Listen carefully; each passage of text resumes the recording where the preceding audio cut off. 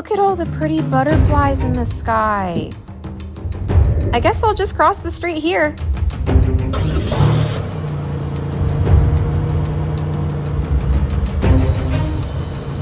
Oh, good. Light's green. I'm glad I can go. Oh my gosh, watch out. Sergeant, be safe. Beast mode, baby. Megan, watch out for that car. I got you. Oh, geez. I didn't even see that car coming. Oh my gosh, are you two okay? Yes, we're okay. Megan, you have to do a better job paying attention. I just wanted to cross the street. I didn't see you walking there. Megan, you just can't cross in the middle of the street. You have to go to the intersections and use the proper crosswalks. Wait for traffic to clear and then go. If you don't follow these simple directions, you could get a ticket for jaywalking, or worse, be hit by a car and seriously injured. I'll be more careful from now on. Ooh! Look at the other butterfly! Oh my goodness. Sergeant Be Safe, you are the best. This is very true. Thank you very much. I did have to turn on supersonic beast mode to jump and get Megan out of the way. Remember, folks, look both ways before crossing the street and wait till the intersection's clear and cross at the crosswalks. And that's your tip of the day to get you on your way.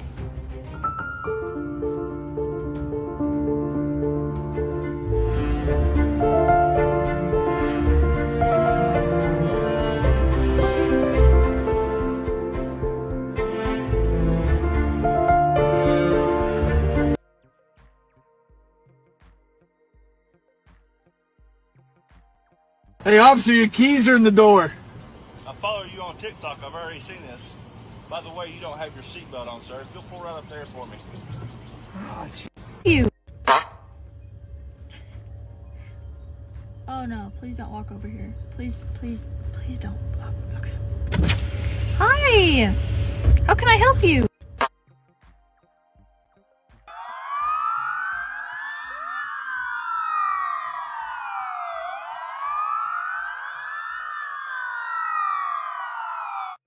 Welcome to Black and Blue, the podcast that brings you the untold stories behind the badge. Every week at 7 p.m. Eastern Standard Time, we dive deep into the lives of our unsung heroes, the first responders and law enforcement officers who put their lives on the line to protect us all. So join us as we humanize the badge. We shed light on the incredible individuals who wear it proudly, from rookies just starting out on their journey to seasoned vets with years of experience, even retirees who continue to make a difference in their communities. Come with us and discover the trainings that mold us.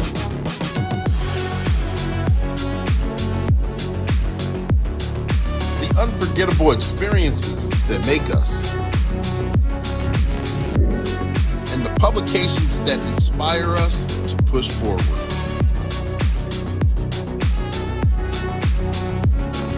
So buckle up and get ready to embark on a thrilling journey through the lives of those who protect and serve. This is the Heartbeat, Black and Blue.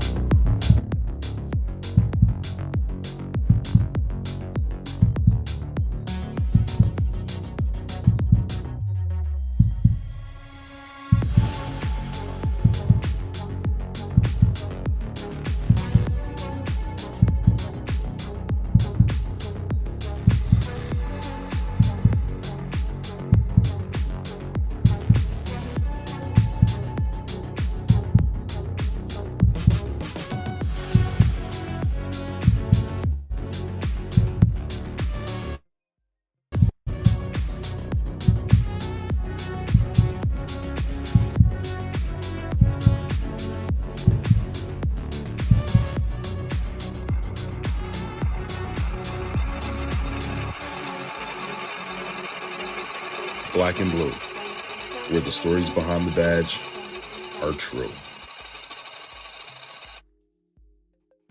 There we go. Let me get the full screen on here. I'm slipping. I'm messing up. Thank you guys, ladies and gentlemen, boys and girls. Thank you guys for tuning in. It's your motivational speaker, your empowerment coach, your author, and your favorite baker's favorite baker, here to bring you another episode of Black and Blue. What's Black and Blue? Black and Blue is the podcast where we humanize the badge. We go live weekly at 7 p.m. Eastern Standard Time. And when we go live with someone who's a first responder or law enforcement, whether they're rookie, seasoned, or retiree.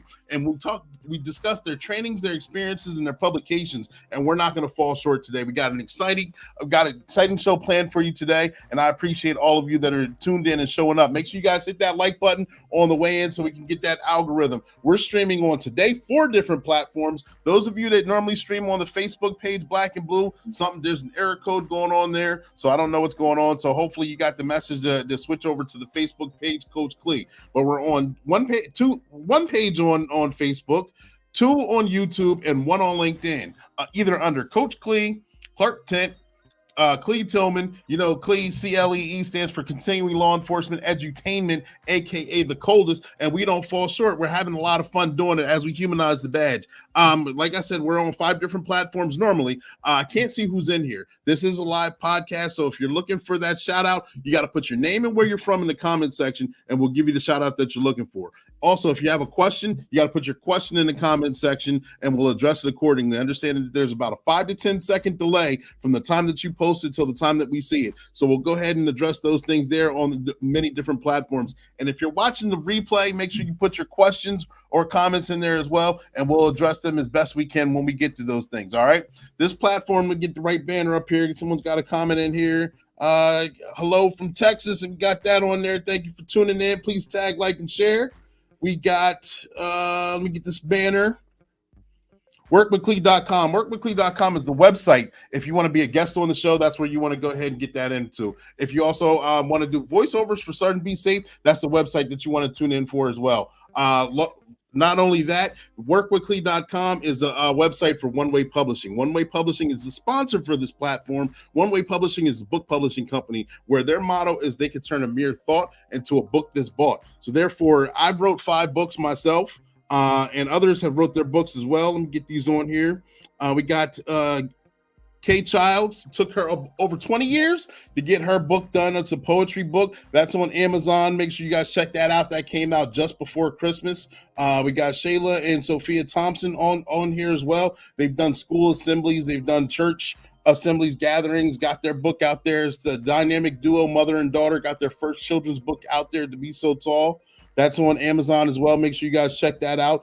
And recently, as of this week, 2 ebooks, Sergeant Be Safe, had dropped. They're on Amazon as well. The When They Meet Super Crime Buster, if you've seen that cartoon, and the other one, The Phone Scammers, if you've seen that cartoon as well. Sergeant Be Safe is the cartoon crime fighting cop who plays commercials during these episodes as well. All right, enough getting that grifting out there. I think I hit everything. Tag, like, share. One Way Publishing. I'm covering everything, you know, because I want to get all this information out there. I'm told I talk too fast when I get this information out here. It's only because I'm excited. I'm excited to get to the special guest. We got a special guest donating their time to come on this platform, and some of you may know who he is. Others of you may not. I'm gonna go ahead. Let me get this banner up here correctly. Bam. There we go. And switch that one over. Yes, ladies and gentlemen, boys and girls, we're going to jump right into it because I'm excited to have him. He's got over, ironically, and I did not know this until yesterday. Shout out to him for making himself available. Jason Schechterle. And please correct me if I say that incorrectly. Yesterday, 23 years ago, he celebrated his anniversary of the accident that took place that has brought him that transforms his life. I believe I can say that. He's a public speaker, ladies and gentlemen. He's a retired Phoenix police officer and homicide detective with over 7 years of experience. He's done 4 years in the Air Force, even though we know Army leads the way here. He's also the author of Burning Shield. Right now, I've got my copy. I got my copy on Amazon. Make sure you guys get yours as well. And like I said, 23 years ago, he was responding to an active call while on duty, and a taxi cab driven by someone who was having a seizure slammed into the back of him doing well over 100 miles per hour, causing the vehicle, the cop car he was driving, to combust into a ball of flame like almost immediately. And a series of different events happened where it was able to bring him to the hospital. Most of you may already know the story because you've already seen him talk or speak on other platforms, and he's a great dynamic speaker with a tremendous story. But he was responding to this call, and he got to the hospital with 4th-degree burns, and it took him up, I believe, up until June 12th, where he came out of the medically induced coma, where he had surgery on top of surgery. And amazingly enough, I know I'm cutting out so much thing, he was able to make it back to the police department. And not only that, he has a tremendous outlook on life, and he shares this information to us all. And I find it very inspiring. Ladies and gentlemen, boys and girls, without further ado, I'm going to bring Jason Schechterle to the stage. Jason, are you there? I'm right here, sir. How are you? I'm wonderful. How are you doing? Thank you for making yourself available. I couldn't be better. It's an honor. I've been following you for a long time, and thank you very much for having me as a guest. Absolutely. I didn't know you have been following. I appreciate that. I've been watching podcasts and reading books and so many different things. I appreciate you. Yes, sir. Thank you. Excited for the show tonight. Yes, absolutely. Congratulations on the new books. Yes, thank you guys for tuning in. Make sure you tag, like, and share. Jason, as we jump into this interview, can you tell us a little bit about yourself for some of our new viewers, or those that don't know much about you? Well, I'm not sure where to start. You kind of covered a lot of great ground. So I'm born and raised Phoenix, Arizona. Still live here. 51 years old. Wow. Married for 28 years. Father of 3. Grandfather now with another one on the way. Oh, congratulations. Public speaker. Work for the Hunter Club of Arizona, which helps out first responders in a time of need. And just, man, life's so good. It's sometimes I have a hard time believing it. Absolutely. So what got you in the wanting to be a police officer? What gave you the burning desire to actually want to answer the call to become a first responder? Not everyone wants to do this job, and especially throughout the ages, there's highs and lows, ups and downs with being a first responder. What got you to heed the call? Well, when I was in high school, my older brother actually became a Phoenix police officer. So the seed was kind of planted, and I grew up, in the greatest decades, the 70s and 80s, and I was always enamored with the uniforms and a call to service. And so at a young age, I was like, oh, wow, you can actually do this, right? But then, I went to college on a golf scholarship and decided that wasn't going to work for me. Mm-hmm. So I joined the Air Force because I'm incredibly intelligent and wasn't about to join the Army or the Marine Corps. But shout out to those guys because you are some badasses. But you know what? I did my 4 years. Ladies and gentlemen. I'm sorry. Go ahead. So I did my 4 years, and I came home. I had met my wife at a young age. We had a couple of kids young, and had a lot of responsibilities. And I ended up, being a police officer just kind of faded out of my mind. It wasn't a calling at the time, and I ended up with a great job. I mean, truly a great career. I was making a great salary at a young age in the 90s. And on March 26th of 99, ironically, 25 years ago yesterday, I came home from work and saw the news that an officer in Phoenix named Mark Atkinson had been shot and killed. And it just changed my life in an instant. I said, I've got to be wearing that uniform. I got to be doing that job. And so I went and applied. And 3 months later, I was hired, started the academy. In September of 99, I was the first graduating class of 2000, and on my way to what I still think is the greatest career in the world. Gotcha. Yeah, I agree with you. Like I said, it has its highs and lows, ups and downs. And thank you for answering the call to join the service and being a first responder. Yes, sir. To forego, we're losing connection there. We go. We got him back here. There we go. So you had a golf scholarship and you gave that up to take the oath and join the Air Force, correct? Yes, sir. For those of what gave you that transition? And I'm saying that not to throw shots at any military branch or anything like that. For those who are actually transitioning relatively soon out of high school and either making the decision to go to college or join the military, what gave you the decision to change your mind? There was a multitude of things that just kind of hit me all at once. First of all, I was pretty good at golf coming out of high school, but then I got to college and I was like, yeah, I'm not as good as I thought I was. And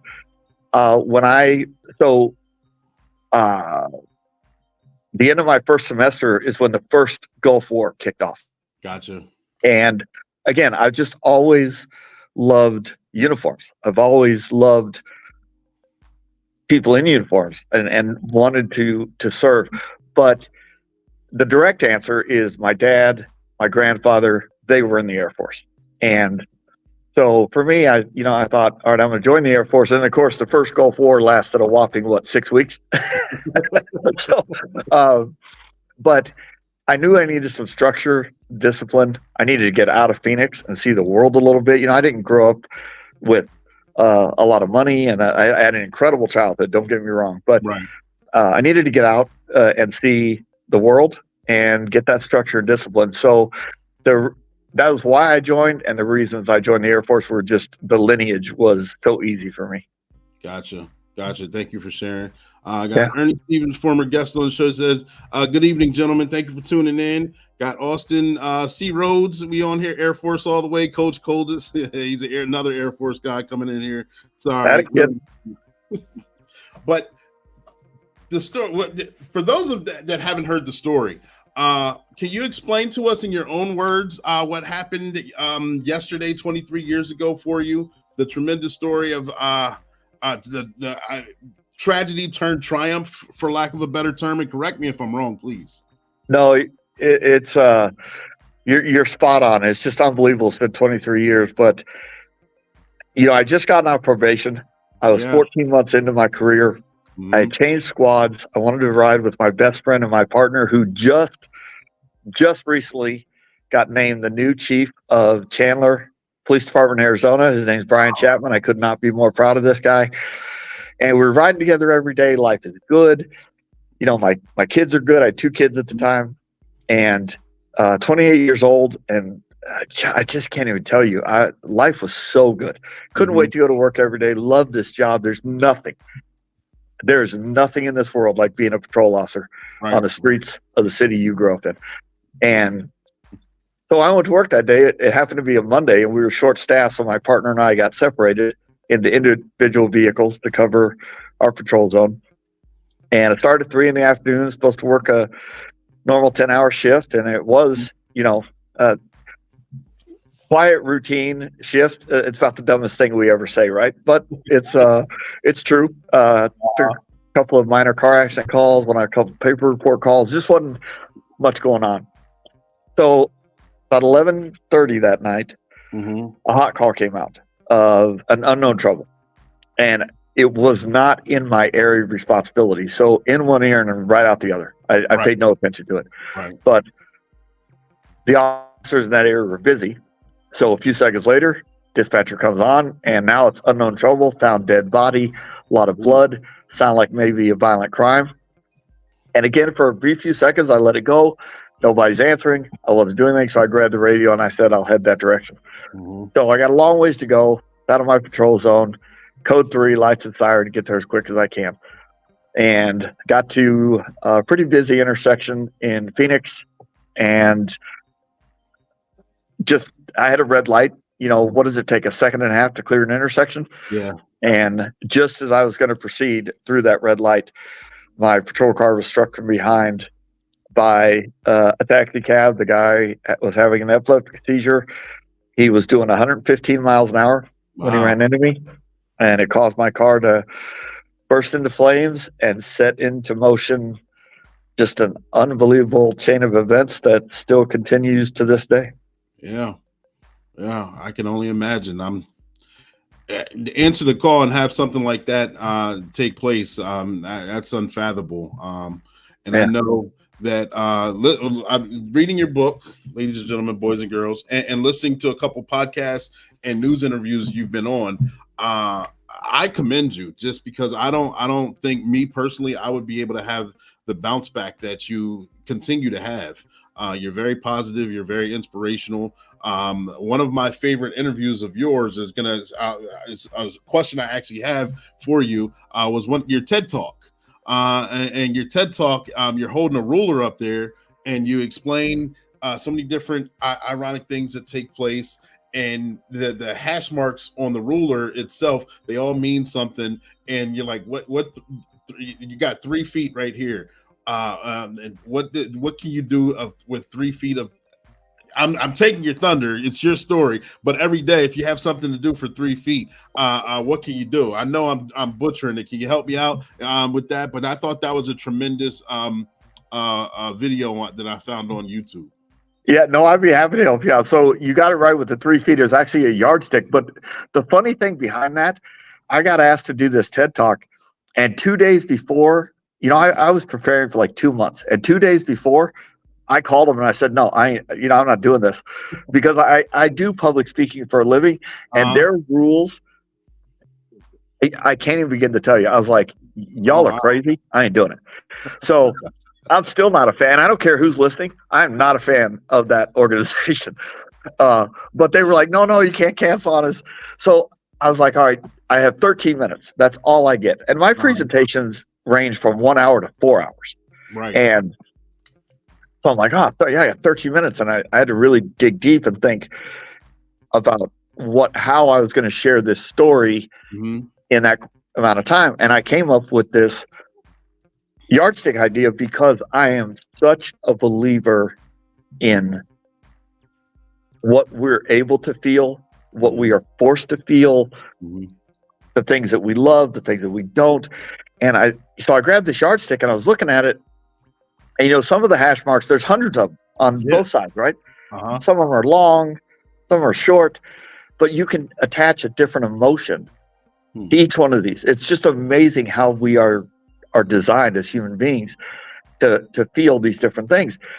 And I was looking at the yardstick and I thought, all right, it's so awesome to be in this corner right here, and I want to feel love, I want to feel motivation, I want to feel joy, I want to be successful. But at the other end, I'm going to shed some tears, I'm going to be angry, I'm going to have anxiety, I'm going to have fear, I'm going to be vulnerable. I got all these things that nobody wants to talk about, but we all know that old saying, we don't know what goes on behind closed doors. Well, I know what goes behind my closed doors, and I go through all these emotions. So I decided to walk out there with the yardstick and kind of wing it, and it ended up going pretty well. I'm very proud of it, but as time has passed, it's something I still believe in. So I know when I wake up in the morning, right, we're going to have a plan. And the greatest thing ever is Mike Tyson, when he said, everybody's got a plan until you get punched in the mouth. Exactly. I mean, that's the truest thing in the world. So you wake up in the morning and, all right, this is how my day's going to go. Does it ever go minute by minute exactly like you think? No, absolutely. Not even close. So I'm going to go through these emotions. There's going to be 10 or 20 minutes where I'm upset or I'm anxious or I'm angry. There's going to be an hour or two where I'm really happy and I'm filled with joy. There's going to be times I'm dealing with people I don't really want to be with. There's going to be times I'm surrounded by people that I'm in love with. So if I go 3 feet a day, and then at the end of the day, I can lay my head down the pillow and be like, you know what? I did that. Then to me, it was a great day. Gotcha. I know. It's interesting that one resonated with me. That video resonated with me, and to come to find out that it seemed like that you were so prepared for it by me looking at it, and it seemed like that you were so excited for it. So to actually hear the behind the scenes version of it is awe-striking to me. Yeah. But I like what you say there. I know in another interview you say, for those that have a bad day, and anyone who's been following this podcast long enough, when it used to be called The Lab, we used to have a good day, outstanding day, and character building day, because I believe we don't have bad days. We have days that build our character, and you can improve from them. And so I took that from one of your interviews as well, that you said, if you have a bad day, it was probably maybe a 10 minutes or 20 minutes of that day where you were mad about something went wrong. And if you dwell on that, then your entire day is going to become bad and you're going to focus on that. When really, if you just let that moment be that and you focus on something else. I believe you gave the example where if you're angry or having a bad moment, that you pulled up at a grocery store and you helped the cart pusher grab 3 carts. You actually helped somebody else out today, and it actually changes the course of your mind to where you're in a grateful mood or a different style of mood. Correct? Yeah, that's 100% correct. And, obviously I've learned a lot of valuable lessons over the last 23 years, and it wasn't instantaneous when I woke up from my coma. It wasn't within the first year or two as I was going through the intense pain and the surgeries and the blindness and I've lost my job, just all these crazy, downsides to obviously, there's nothing quite like a burn injury, but you're hitting it right. So as you go through a day, all of us, I don't care what you're going through, we all have the ability at any given time to change our mindset, to change our attitude. I am covered in 30 invisible reset buttons that I can hit at any point, and it's my choice to hit it. And I love the analogy that you gave because people laugh at me, but I learned to do this many years ago because one of my biggest pet peeves is people who can't put their shopping cart away. Like, it just pisses me off that you're that lazy and you will screw somebody else's day up. So I go to the same shopping center where I lived here for so many years. I go to the same Safeway grocery store all the time. And there are days I learned, if I'm not feeling my best, and I'll get there and I'll see 3 or 4 carts laying, in the middle of a parking lot. And I always think, if you go grab those and you put them away, you're helping somebody else who's never going to know it. But selfishly, it feels really good to just do something positive. And it will shift your mindset in an instant, man. I got to keep that in mind. I got to try that, especially it works. I'm telling you, it works. I believe you. I'm glad you reminded me of this. There's many times on calls where you're someone or something, it pisses you off like that because my temper isn't how it used to be. Yeah, one word, I'm already there. And so to be on a call and they're like, this is ridiculous. I'm too old for this. I've been dealing with this.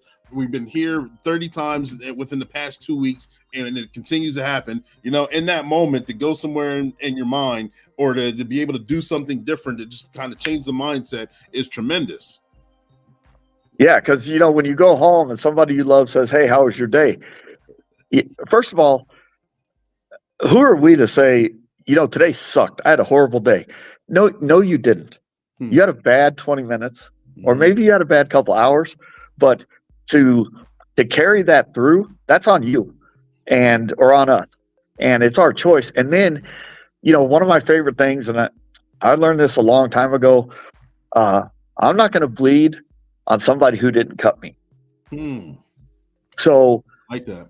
No matter what irritates me, no matter what annoys me, when I get home, if my wife or my kids or one of my friends calls or something and is like, hey, how you doing? You know what? I'm doing really good. And here's some of the things I'm grateful for. Here's some of the positive things that happened today. It's so much easier to find that than to be stuck in that one thing that just pissed you off, right? Yeah. Interesting point. Ladies and gentlemen, boys and girls, stand by. We're going to jump to a Certain Be Safe cartoon commercial, and we're going to jump right back in here. Don't go anywhere. Stand by.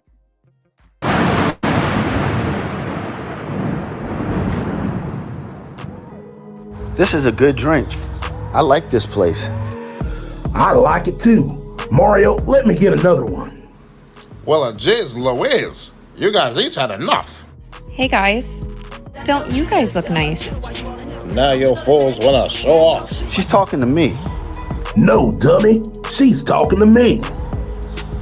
You want to see me outside? I see you now.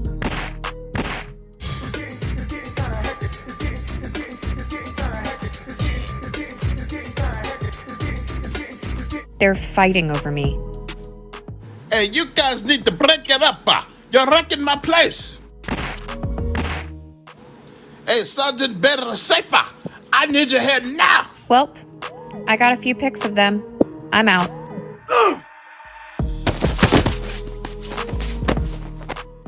You foes knocked each other out. Megan, don't you live? Like Popeye when it's time. Looks like we're right on time again. I don't understand why you guys are fighting. I just saw Megan leaving. Was it for that? It's because she liked my profile picture. We're connected. Insta-talk. Sounds like she played both of you. Isn't that right, Kraken? Sergeant, to be safe. Captain Chaos, you guys saved the day again. You guys are the true heroes. Thank you, Mario. We appreciate it. Once again, these two are going back to jail. Part of their punishment is they're going to have to pay for all of these damages. And that's your tip of the day to get you on your way.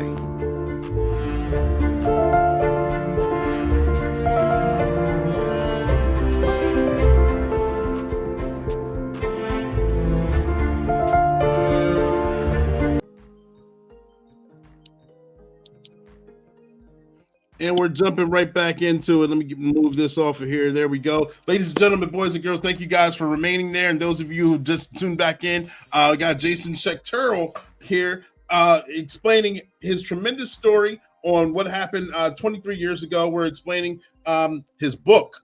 We haven't even touched the tip of the iceberg. Sorry, fumbling over my words. The Burning Shield.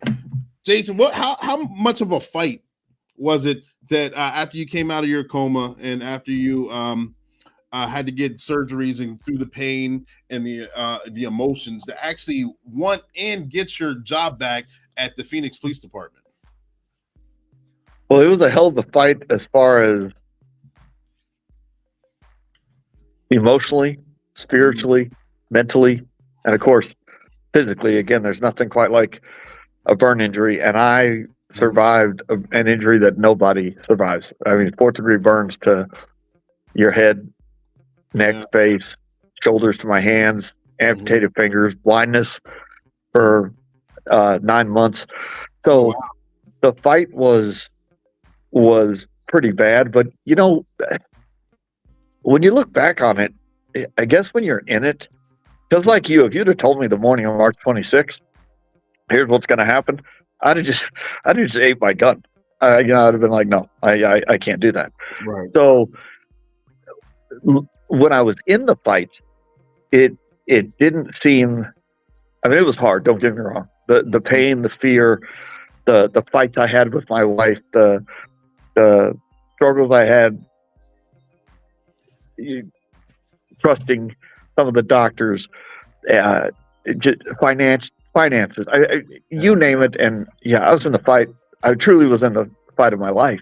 I believe But thankfully, I had an incredible support system. I work for an incredible department. I mean, the city of Phoenix is so supportive of their officers. And my wife stuck by me, my best friends, the rest of my family. I was a father, which, you know what, it was not. My daughter was 7 and my son was 3. Oh, wow. Actually turned 3 while I was in a coma. And, you know, none of this was their fault. And so then I'll tell you what the biggest fight was the guilt that I felt. Like I caused all of these people that I loved so much pain, and they were helpless. And it's harder to watch somebody go through something, somebody you love, than to go through it yourself. And so, yeah, I was just, it was a fight, big time, for a very long time. Wow. I commend you for that. It's something I can't even, I couldn't even imagine it. I'm sorry. But I commend you for being brave enough to go through it. I commend your family, friends, and all those who supported you as well. It doesn't sound like it was an easy downhill battle. It seemed very uphill. And then to actually have the injury happen, there's a lot of people out there. Why would you want to go back in the law enforcement? Well, you know, that's probably one of my favorite memories, because for how awesome my support system was. And I had an incredible team in place. So many people. And the one thing that they did not believe, none of them, was that I was going to go back to work. I mean, my friends, my family, my doctors, they were like, Jason, you survived something nobody survives. Calm down. You are not going back to work. And I was like, no, but I am a Phoenix police officer. It's not what I do. It's not a paycheck. It's not benefit. This is what I am. It's who I am. 24 hours a day. And so that was my goal. And whether it be surgeries with my hands to learn how to hold a gun again, whether it be getting my eyesight restored. And one of my proudest things, so our youngest child, who's now in college, and this is something we could talk about, but you talk about gratitude. This kid shouldn't exist. He only exists because of what happened to me. And the perspective I have on that is unbelievable. But 2 weeks after he was born, so November 12th of 2002, 18 months after the accident, I got into a truck by myself and I drove back to work. And I am still to this day so proud of that. And I couldn't wait. It did so much in my recovery process to be doing the job again. It's, the job is always bigger than you, always. And you're serving your community. You are helping people. Was able to join the homicide unit, and in the big city, I was busy.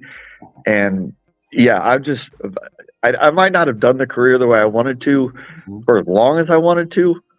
However, those 7 years, I'm very proud of. And once you touch your dream, once you hold on to that, when you're called to something and you arrive at it, that can never be taken away from you. I don't care if it's 5 minutes. I don't care if it's 30 years. That cannot be taken away from you. Yeah. Yeah. Amazing. Thanks for sharing that as well. You hit the nail on the head with that. I know growing up playing football, I know we played Little League football, and our dream was to make it, of course, to the NFL and then win the Super Bowl. And that's the same comparable kind of story for those, whatever calling it is, whether it's first responder, law enforcement, or whatever it is. Once you answer the call and you work towards your goal and then you finally achieve it, I mean, it's the best feeling it's undescribable. And so I know exactly what you're saying. Yeah. Yeah. And so through it all, you wrote your book, The Burning Shield. And ladies and gentlemen, boys and girls, I got mine on Amazon. Make sure you guys get yours too. Also, his website scrolling below. It's in the comment section, and it's scrolling below, theburningshield.com. This itself is a tremendous feat because not only it's not easy for anyone to be vulnerable enough to share their story. Not only do you share your story, you complete it. You start from beginnings of being how you became an Alabama Roll Tide fan and things like that. But how are you able to be vulnerable, or what can you say? How easy was it for you to share your story? Well, first of all, I had to learn vulnerability in a very difficult way. I didn't have a choice. I mean, when you're reduced to nothing, and vulnerability is not something we want to feel, and it's not even a word we want to share. But over time, I learned there's no more beauty and strength to be found in this world than inside of being vulnerable. And when people will fight for you, when you can't fight for yourself, it uplifts you to a point. Like, I will not let these people down. I will not ever dishonor their sacrifice, their pain. There are things to this day I don't know what some of my closest family and friends went through while I was in a coma. So I had to learn. I learned to be vulnerable, not by choice, but as time has gone by, I've certainly learned that it's okay to be vulnerable. It's okay to not be okay. And in those moments, again, I know where to turn, and it's not always the same exact place. I choose to. I've never been in therapy. I don't have to take medication, thankfully. However, like my middle son does, and he's so successful. And he's the one who was 3 when I got hurt. He didn't even recognize me. He would say, "You're not my dad." Again, the overwhelming guilt, the pain that I felt of what I did to this little boy. But now he's 25 years old and he's just killing it in life. He's so successful, and he's, most importantly, a good person and treats everybody so well. So, I love to share with people, especially law enforcement, right? Or any first responder. Everybody's tough. Everybody's, big and strong. And, you have guys like you who played football. You had everybody who's done this. And I love talking to people that I'm like, you know what? Let's not BS around this. When we go home at night and we're alone with our thoughts, lay your head down the pillow, right? I don't care who you're sleeping next to, you're alone. It's a dangerous place to be, and we're stuck there all the time inside of our own minds. But I know that all of us are vulnerable. We all have our weaknesses and things we're not proud of, things we want to work on, regrets. And well, I'll tell you, you want to talk about something that will mess your life up. Nothing, no amount of regret's going to change the past, right? And no amount of anxiety is going to prevent the future. And when you can sit there and like hold these things, I mean, truly hold on to them, it really opens up a lot of wide doors and a lot of bright sunshine to help you get through those dark times. And here I am 23 years later, man, I'm going through a lot more than I don't even think about burns anymore. I don't think about my appearance. I'm going through so many other things as an empty nester now that my kids are grown and gone, something I wasn't prepared for. Toughest year of my life. Then a year ago, April 5th will be the 1-year anniversary. My brother-in-law was tragically killed in an accident. And his daughter is graduating the Air Force Academy in May. Oh, wow. And he's not going to be there. And you know who's going to be there to give her first salute? Me. So I don't care what happens between now and May 25th. I am going to be there in Colorado Springs, and I'm going to salute this girl. And I know the pain she's going to be in, but I also know the pride she's going to feel. That's the crazy imbalance of life right there. So I think being vulnerable is good. Let's be tough. Let's be strong. Let's overcome things, but also let's not kid ourselves. We're all vulnerable and we're all weak, and we all have our stuff. Yeah, man, that's a lot. I thank you for sharing that. That's not easy to share. Not easy, but I commend you again. Standing in the place for someone that you care about in their moment of need and in a moment of celebration is a big deal. Yeah. Thank you very much. Absolutely. And through your book Burning Shield itself, what would you say if you give while you do public speaking as well, what are some messages that you'd like to convey to the listeners of those who may or may not have actually read your book?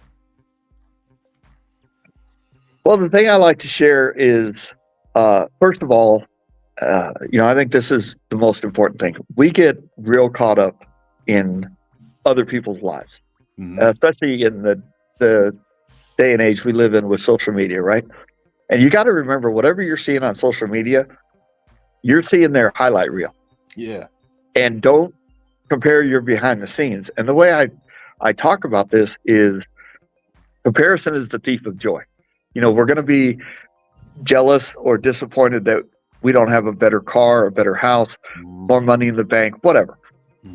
Well, when it comes to adversity, it times that by 10.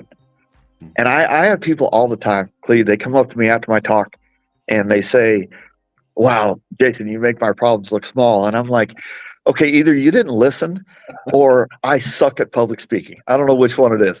But it doesn't matter what you're going through right now. The storms of life are coming, and they're coming for you.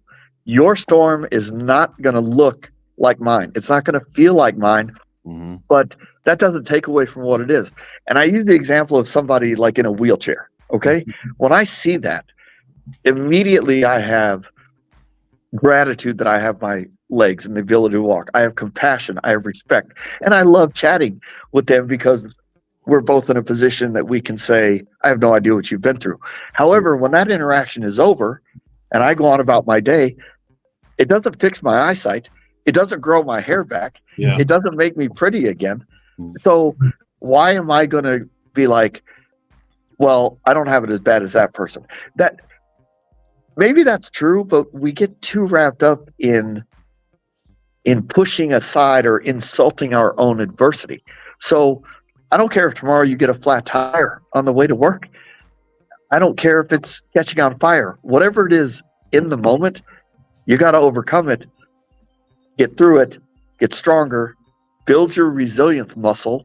You played football. You're a big, strong guy. How do you build muscle? Not by just sitting around, right? You go to the gym. Yep. You go to the gym. Mm-hmm. You want to feel better, you eat better. The only way, we're not born with resilience. It is a muscle. And the only way to build it is to go through your adversity, overcome it, square your shoulders, and get ready for the next storm that's coming. Man, absolutely. It's inspiring listening to you talk as well. I know you said I must suck as a public speaker. If someone comes up, I'm sorry, my storms aren't as heavy as you. I'm like, were you not I briefed you on this at the beginning. Are you not listening? Oh, it's great. So I was watching some of your former interviews and then having Darren Birch on the show as well. He gave you a big shout out when he was on the show. He also said that you're a big comedian too. He said that you're spot on. And your jokes are just tremendously funny. And I caught a couple glimpses throughout doing, well, like I said, watching some of the videos too. And it's amazing to have personality too, and still being out in the forefront and being able to spread inspirational speeches. Well, I'll tell you what, it's a true cliche that laughter is the best medicine. Nothing's going to make you feel instantly like smiling or laughing. And without a sense of humor, especially self-deprecating, like if you can't laugh at yourself, it's going to be a much harder battle. And I love to laugh. I do it all the time. I laugh at home. I laugh at work. Darren Birch is one of my favorite guys. We did a podcast together for 4 years, and he's just an outstanding individual. Went through a tremendous amount of adversity himself, losing his son, and he was in child crimes for 15 years. And I'm like, there's no way I'd have been a child crime detective. That's just, I couldn't have handled it. So I love Darren so much, and I'm glad he gave me a shout out. He's written 3 books that are hilarious. He kept track of all of his stories, but his sense of humor is key. And it feels good to laugh, right? So absolutely. Let's laugh. Yeah, I agree. Thank you for sharing. If anyone's watching and they want to get you for an interview or learn more about you or be motivated by you or obtain a copy of your book or anything, the website's scrolling below, but how would they be able to reach out and contact you? Yeah, burningshield.com is the best way, because I don't have a team, I don't have an entourage, I don't have anything. If you send me an email, I'm going to get it. If you contact me on LinkedIn, if you contact me on Instagram or Twitter, I don't do Facebook, never will. I think it's the most evil freaking thing in the world. Sorry if you have one and I'm insulting you, but I hate it. But if you send me a direct message, you're going to hear from me. And again, the emails, my website, the book, I'm self-published, so it's only available on Amazon and Barnes & Noble. And something I'm very proud of. It really captures the essence of the story. But again, that book came out in 2014. So I've had 10 more years of chapters, 10 more years of adversity and things that I talk about now. But I am, I'm really excited. I got 2 speeches coming up soon with the ATF to their entire peer support team. I'm going to Lee County Sheriff's in Florida. I'm doing McKinney PD Awards Banquet in May in Texas. And, I love speaking to law enforcement, both young and old, because there's different perspectives, right? You got the deer in the headlights when you're in the academy and like, oh, I can't believe I got this job. I'm going to do 25 years and ride off into the sunset. And that's not how it goes. And then you have the men and women that are approaching retirement. They've seen a lot, been through a lot, and it's a hard transition. So I love talking to everybody. It's a fun story to share. It inspires me. It reminds me of where I came from, where I am now. And I'm 51 years old. I would absolutely not change a second of my life thus far. Not even one would I change. Everything that I've been through has gotten me to where I am today. And I'll tell you what, from where I am, it's a pretty good view. Nice. It's good to hear though as well, especially for all those the peer supporters and those that have reached out to actually hear that everything that you've gone through, you would not change a single second of it. Those of you who have going through the midst of your storm right now, reach out to your peer officers, reach out to agencies, therapists, whatever. I'm sorry, I don't have the websites or phone numbers there to present. But make sure you get that information, get that out, talk to someone about it, because again, there's always the light at the end of the tunnel. We talk about on this show, amazingly enough, those who are reaching toward the end, they see the light at the end of the tunnel, they're almost retired. And like you said, when you're deer in the headlights in the academy, you're like, I could do this forever. 25 years sounds like 100 years from now. And then when it's really like 3 to 5 years away, and you're like, wow, it's gone by that quick. I don't know who I am anymore. I don't know what I'm going to do at the end of this. I don't want to do anything else. And we always talk about life after retirement. Again, there's always life after retirement, and you're showing it as well. So I commend you for that. Thank you. Thanks. Absolutely. And we're going to be wrapping up soon, but in a perfect world, about 3 to 5 years, let's just say you could reach the ultimate goal that you ever wanted to reach. What would that look like for you? Oh, wow. You know what? I feel like I've achieved it already. It's really hard all I want in 5 years, I want to still be doing public speaking. I want, I did like 63 last year. I do a lot, and I travel and out of country, in country. But what I want and care about is to see my kids still healthy, successful. I hope I have a few more grandkids. Like right now, everything that I could want, I have, and I'm terrified. I'm not gonna lie to you, terrified of losing it because it's too perfect, right? And I'm like, something's got to go wrong. And then I had the tragedy of losing my brother-in-law in a split second last year, and watching what his daughters and my sister are going through. But right now, when I go to bed tonight, all I'm going to be like, are the kids okay? And if they are, then it was a good day. And tomorrow I pray that it'll be the same. So when I think about 5 years from now, I just kind of hope if it can match today, then goal achieved. Good. I like that. I hope to watch you flourish, continue doing great things. Absolutely. Ladies and gentlemen, boys and girls, stand by. We got Sergeant Be Safe again, and make sure you tune in. Get your questions ready if you have them, or your comments as well, right as soon as we get back.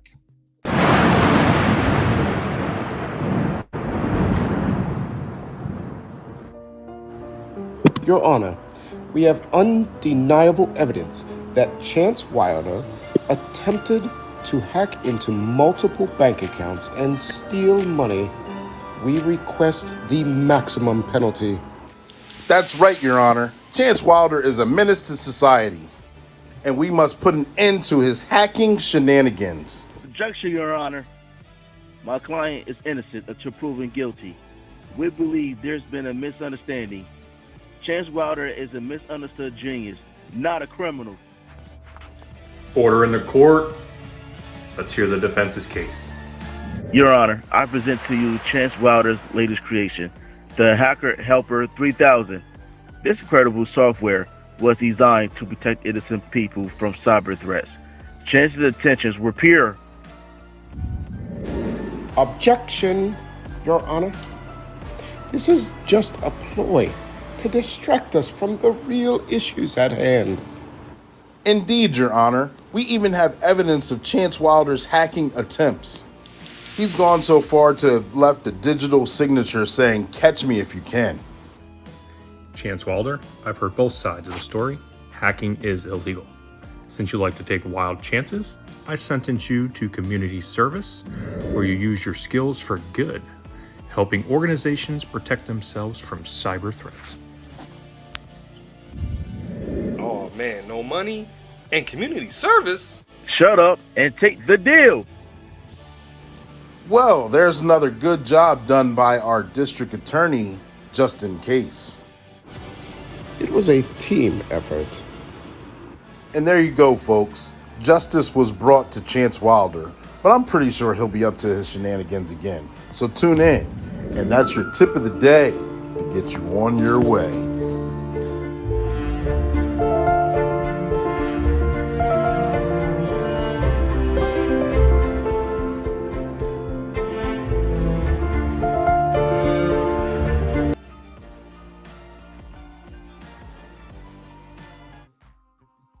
And we are back, ladies and gentlemen, boys and girls. Thank you guys for tuning in. Had an amazing show. We discussed a lot of things. Discussed the fateful day of the injury that took place with Jason Schechterle after he was pursuing his dreams. After already pursuing his dreams, being a Phoenix police officer, the things that he went through there to actually make it back onto the police force, becoming a motivational speaker, becoming a published author, going through the highs and lows of life, being a motivator. Ladies and gentlemen, boys and girls, the story has been amazing. And we've only touched the tip of the iceberg of so many different things with that. But if I had to say that through the course of conversation, I may have jogged your memory, or I may have forgot to ask a question, Jason. If there's anything else that I may have missed that you would like to get out there right now, the floor is yours. Oh, wow. Thank you. Yeah, it definitely is the tip of the iceberg, because 23 years, it's hard to talk about all that in 1 hour. But what I want to really get out to people is that the one thing that we're designed equal on is the only thing. Doesn't matter your age, your race, your gender, how much money you have in the bank. Our human spirit is designed equally, and it's designed for one thing, and it will take you away from risk and straight toward reward. You just have to let it soar. And when I think about myself, my face and my hands were burned, but my heart wasn't. My face and my hands are disfigured. My soul isn't. My character isn't. And I want people to just remember, who they are, why they are. That's something that has carried me through a lot of dark days. I still know why I put my name on that application. I have no regrets over that at all. And, when I think about Mark Atkinson, I didn't think about myself yesterday and happy 23rd birthday. I thought about Mark, and it was his 25th, and he had a 6-month-old son who's now 25 years old. Where's his widow now? Hopefully she's out living a happy, successful life after a quarter century. And remember, don't forget who you were. Don't forget why you started. Don't allow the cynicism and the politics and the media and everything to come down on you. Just remember why you started, because it has worked wonders for me. And it means a lot to me to share that with people. But there's a phoenix in all of us. Let it go. Absolutely. I like that. I don't know how to follow that up. Thank you for sharing. That is very true. And being selfless as well, thinking of someone other than yourself on that ironically, the same anniversary date as that. And I'm an X-Men fan as well. So let's listen to Phoenix. Ironically, Phoenix Police Department. Rising from the ashes, being reborn. I know you've heard that so many times. Crazy, isn't it? I love it. No, I love it though. You can't make it up. I know. No, you cannot make it up. And I got a couple of Phoenix tattoos going on. You cannot make that up. And I will own that. I'm very proud of it. As you should. Even the tattoo that's on your arm, I remember you talking about that in one of your discussions. Would you like to share what that is quickly? Yeah, so it's one of many, but I love quotes and cliches. I think that they're powerful, they're concise, they mean something. And I finally came up with one of my own, and I put it right across my arm. And what it says: sometimes the most beautiful, inspirational changes will disguise themselves as utter devastation. Be patient. And that's the key thing. And that's the one thing I think every one of us is going to struggle with. We're not patient, or we don't want to be. We want it now, right? We don't want it in 2 years. We want it by. I remember hearing a story, Clea, I was in therapy, and my story was all over the news, and I was blind at the time, and I heard this reporter saying, "Oh, Jason Schechterle is facing 10 years of reconstructive surgery and therapy," and I was like, "What? 10 years?" And I mean, I was not going to be patient about that, but anything day to day, you just got to be patient and understand that even in what you think is the worst, whether you're going through a divorce, whether you lost your job, whether you're under investigation, whether you had to shoot somebody, whether you lost a friend, it doesn't matter. Whatever you're going through, you've got to remember that, this too will pass. It always does, and just be patient. Yeah, again, another motivational speech. Thank you for sharing that. I'm glad you were able to get that and share that on there. Because not only that, it's helping someone who's at least been following you before, or someone who has no idea who you are and watching this for the first time. It's good information, and it's very needed. Yeah. Yep. Thank you, Jason, for coming up, making yourself available and coming on the platform. I can't wait for the day where I actually get to watch you do your thing while you're on stage. And I'm be in the crowd and stuff. You won't even know I'm there. I'm gonna be right there, like, yeah, that's my guy right there. I can't wait, man. It'll be an honor to be in person with you and share some stories and some laughs. I'd love to see you do my full presentation in person. Absolutely, we're gonna make that happen eventually. Thank you. Yep. Ladies and gentlemen, boys and girls, thank you guys for tuning in for another weekly episode. I told you this was going to be a great one, and it is. And I'm glad you tuned in. We go live weekly at 7 p.m. Eastern Standard Time, and we're not going to fall short for the month of April as well. We got an all-star lineup. Make sure you guys tune in weekly. I would love to tell you who they are, but I'm not going to, because I got to leave you on the edge of your seats in suspense so that way you tune in and get it going. Make sure you guys tag, like, and share and get this information out here. These shows are important. We're humanizing the bad. We're showing life after law enforcement, during law enforcement, publications, experiences. So many different things are presented on this platform, and we get that good information out there. Thank you, guys. I'm Coach Clee. I'm your motivational speaker, your empowerment coach, your author, and your favorite baker's favorite baker, Coach Clee, coming at you. Thank you guys for tuning in. Have a good night. And we're going to leave you with a certain Be Safe commercial.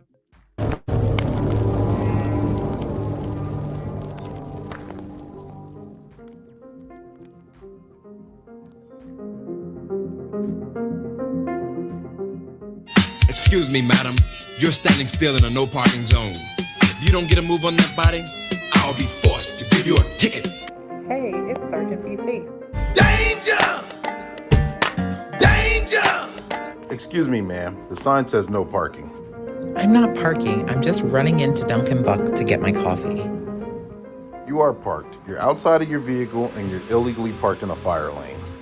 Parking in a proper spot and taking a few extra steps is not going to make you late for work. Matter of fact, here comes the fire truck now and you're in the way. This is going to cause a problem. I may need to just have this vehicle towed so the fire department can get in here and deal with this emergency. If the sign says no parking, do as it says. Don't park there. Oh my gosh, I'm so embarrassed. It would be my fault if a tragedy happened. Thanks for not giving me a ticket, Sergeant Be Safe. Now I know for next time. Well, just consider this your warning, and definitely let this be the last time. I'm Sergeant Be Safe, and it may seem minor, but it's very important. Make sure you park legally. And that's your tip of the day to get you on your way.